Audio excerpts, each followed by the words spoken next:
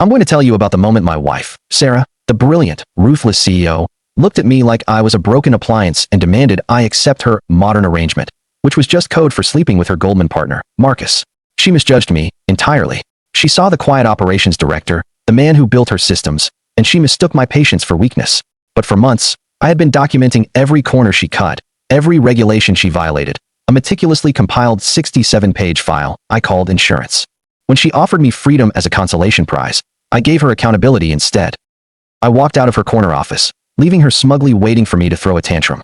Instead, I sent that documentation, the proof of securities fraud and labor law violations, to the entire board and resigned instantly.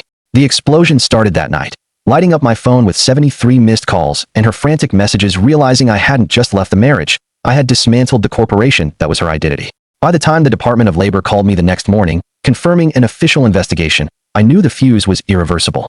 I spent 6 hours in a windowless government conference room, testifying to the system I helped build, implicating myself, Sarah, and the entire senior leadership team. I was there because I was complicit, but mostly because I knew my testimony gave voice to the 20 whistleblowers Sarah had crushed. It was the only way to set things right. The final complication arrived via text message. I'm pregnant. 6 weeks. It's yours.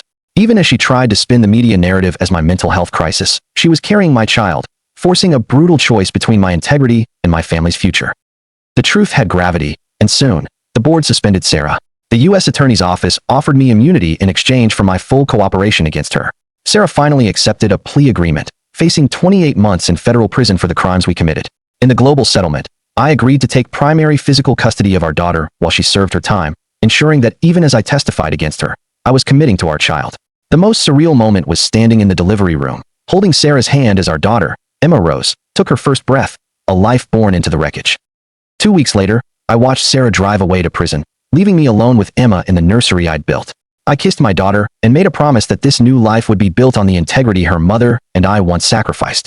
The truth had burned down a multi-million-dollar empire, a marriage, and 2 careers, but in the ashes, a father was learning how to stand up straight.